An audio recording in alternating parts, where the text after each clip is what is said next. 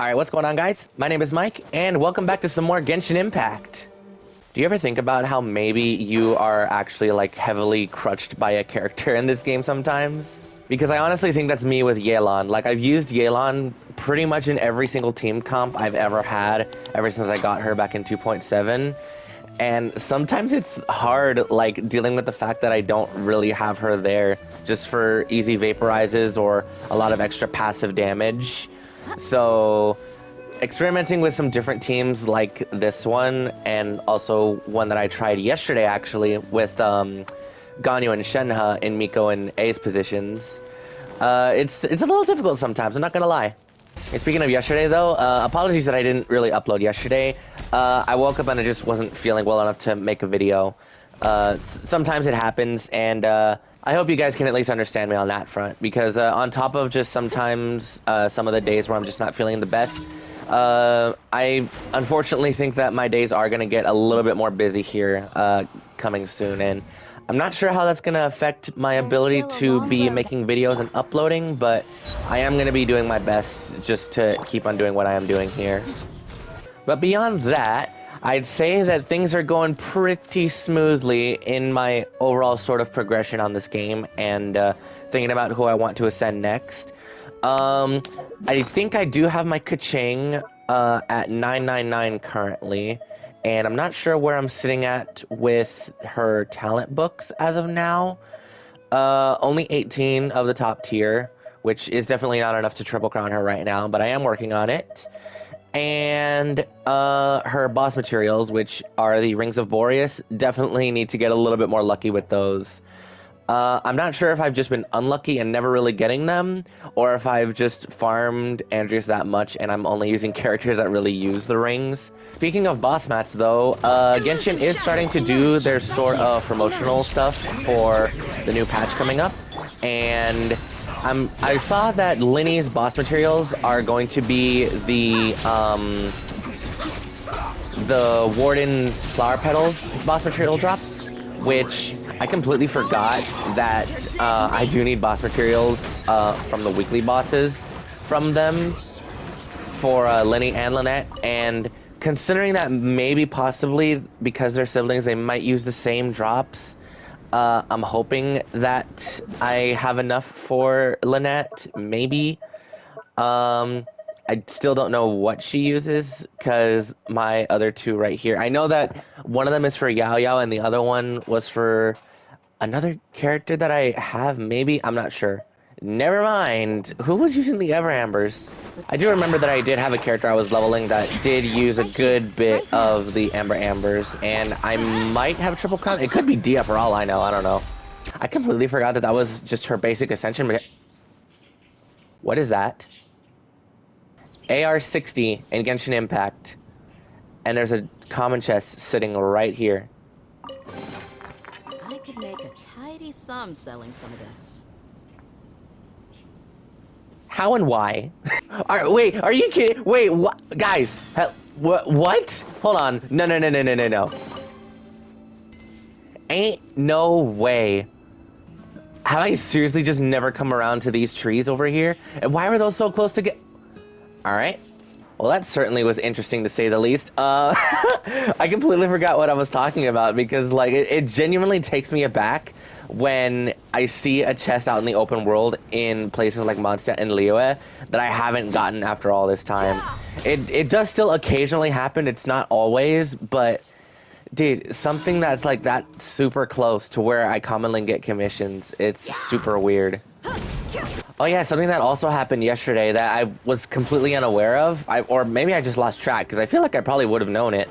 Amber's birthday was yesterday.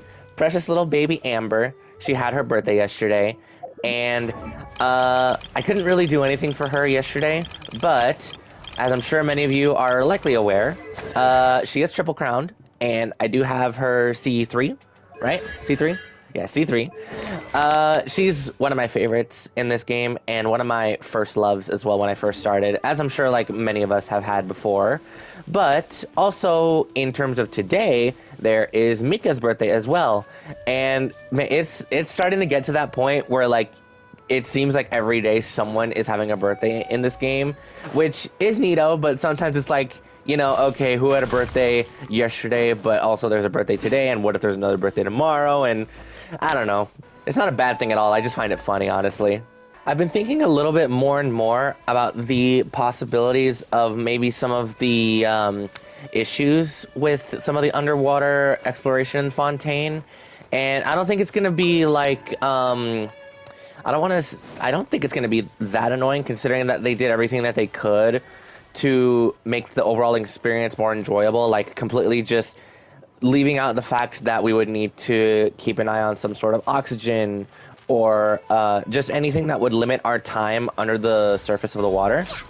And there's also the different sections of areas that they have cut out specific air pockets of places that we can go to and walk around in, which is pretty neato, but I can't help but kind of wonder if maybe things aren't going to be as seamless as they seem.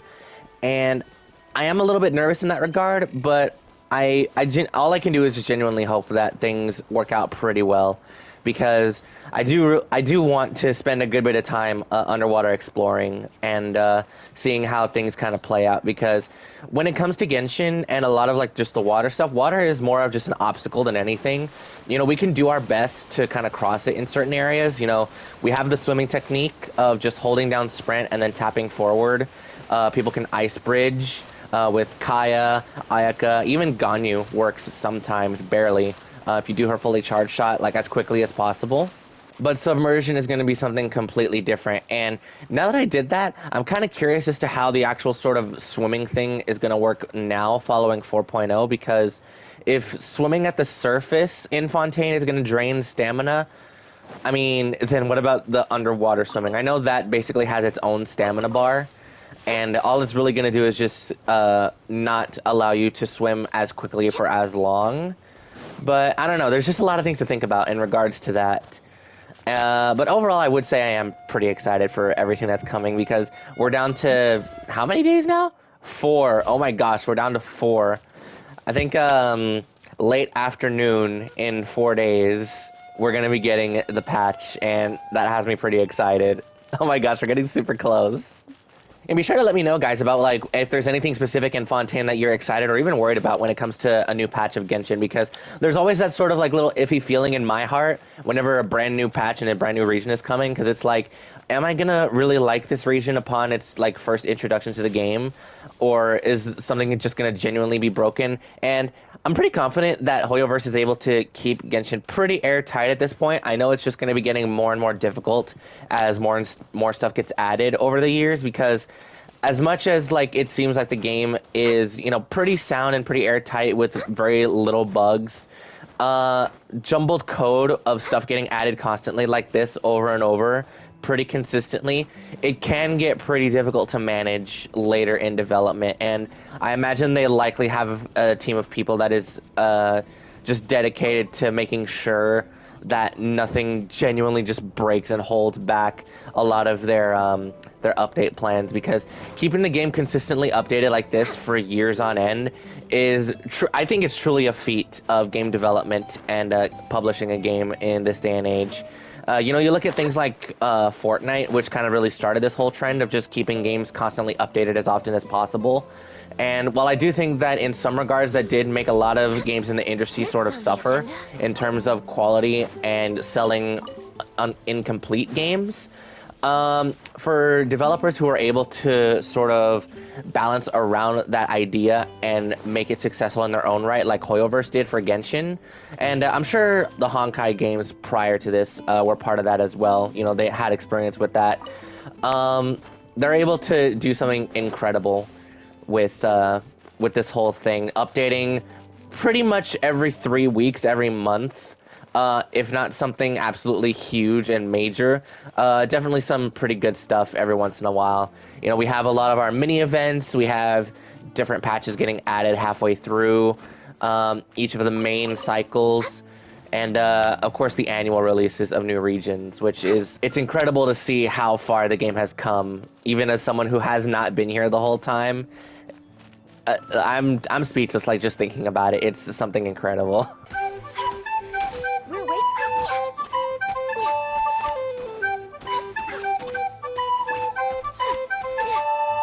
I would say wish me luck, guys, whenever Lynette gets put into the game, because I'm going to need to be spending resin to get her Ascension boss materials, which is just one part of it, but also like trying to just guess out of the, what is it, 6 possible total boss materials that she could get, which one she's going to need. I hope that Hoyoverse throws us a bone and tells her what she is going to need within these next couple days, because I imagine that with them doing Linny like over last night and the night before, I think, they should hopefully at least tell us about Linny and Fremine very soon. Hopefully. I'm expecting that tonight. If anything, I am going to be expecting one of those two tonight. Maybe Lynette, just because Lynette is the more obvious twin of Linny. And with Linny being the 5-star, I imagine that they are going to want to focus on his advertisement and but promotional stuff first. My Mora has also never fully recovered ever since I went through Kokomi's number 1, her actual ascension and level 90, as well as fully ascending her weapon. I think I'm stuck at just only over 1 million right now. Yeah, just only over 1 million, which you know, it sucks in some regards, because it's like I definitely don't have enough to work on Lynette all that much, but considering that maybe I'm going to need the world boss in her region right now, I don't think it's going to be that big a deal, because I will be needing to farm it pretty consistently for that first week, but yeah, I would be able to do it faster, but I don't have my fragile resin on me anymore. You know what I'm imagining? I'm imagining that up there. Maybe I could be wrong, but I'm imagining that up there is where that sort of lone teleporter waypoint is going to be for everyone that finishes the Mondstadt Archon quest, just to get to Fontaine easier for exploration. Because, I mean, it's kind of like up in the middle of nowhere. Yeah, it's like right up here. I would imagine that's probably where it's going to go. Or maybe it's going to be something just off this way, maybe. I'm not sure. But I did take a look at some of the IGN footage yesterday, and you can see this pretty much in full view from the center of Fontaine City. I would imagine that likely the waypoint is going to be there, or maybe just somewhere through that gateway. Kind of interesting to think about. I think on the last day before Fontaine gets added, I'll probably go up there, or as close as I can to the outer bounds of the map currently, and just kind of sit there and wait, and we'll see how things go when when the actual region gets added. I don't know if I've ever mentioned, by the way, but this track is one of my favorites in the game, just flat out. I love it a lot.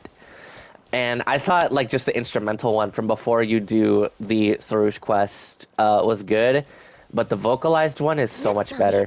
It really grew on me like very quickly afterwards, because I just love the instrumental one so much, and you know, resistant to change. But the vocalized one is so much better.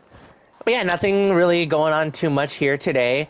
I think actually tomorrow I probably will do maybe a Cold War video, maybe specifically on zombies. We'll have to see. But I think just because we're in that finally just that last little bit of nothing going on in Genshin anymore, with a new region right around the corner, it's kind of hard to like it's kind of hard to do anything. I guess technically I do have Kaya's hangout to do, but I don't really want to like start it right now. I don't feel like it, honestly. I guess we'll think about that over the next couple days, maybe, but I do want to go back and keep playing a little bit of Call of Duty, honestly, as things kind of wrap up here for Genshin. But yeah, I think we can go ahead and leave things there for today. Not really a long video, I don't think, anyway. If you guys did make it this far in the video, thank you guys so much for sticking around. And be sure to leave a like if you're excited for a lot of the Fontaine stuff coming in already under 5 days. It's hard to say that, wow, we're that close. But we're very close, and if you are new around here, be sure to subscribe, because I'm going to be covering a lot of my first reactions to Fontaine when it does drop that time next week. I'm super excited. It's getting hard to like contain a lot of my excitement for it. Like the closer we get, the more it's like, wow, we are getting a brand new region soon, and it's gonna be just over that hill, just over that way. Oh my gosh, I can't wait. I'm so excited. It's going to be so fantastic. But yeah, once again, thank you all for sticking around, and I will see you guys in the next video. Peace out, everybody.